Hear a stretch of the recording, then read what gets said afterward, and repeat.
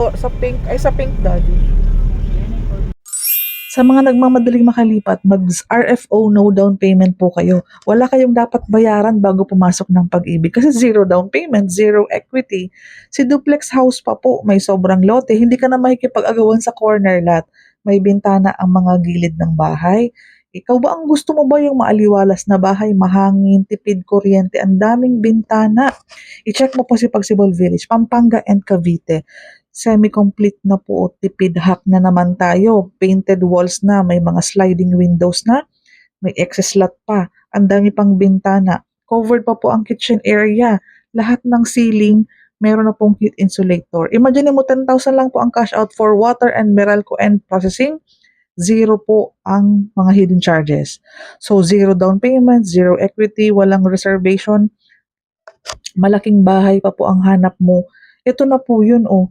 Di ba po lahat naman tayo naghahanap ng sobrang lote. Gusto mo ng expansion, gusto mo ng third room, home office, kung di ba mga BPO ngayon, uso ang work from home, kailangan mo ng parking area, gusto mo tahimik na bahay.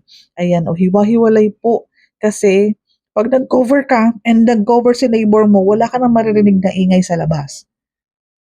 Tipid hack na naman ang ceiling, may mga heat insulator na. 'Di ba po dalawa na ang bintana sa bawat room?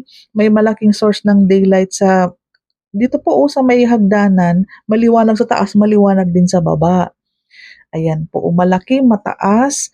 So ito po yung kitchen area sa CR natin. Ayan po. Tapos malayo pa ang bahay ng neighbor natin. 'Di ba po, lahat po kayo may parking area. Lahat po pwede mag-extend, lahat pwede mag-expand. Dito nga po sa community, malalaki po ang tindahan. Pag nakita mo po, pag nag-tripping tayo, bubungad po agad sa'yo yung napakalaking tindahan dyan sa madadaanan natin. Ayan o, parking mo to, parking ni neighbor, bahay niya yun. So may space. Malalaki ang kalsada, tahimik na community. Tara, mag-reserve na kayo. Tripping muna pala.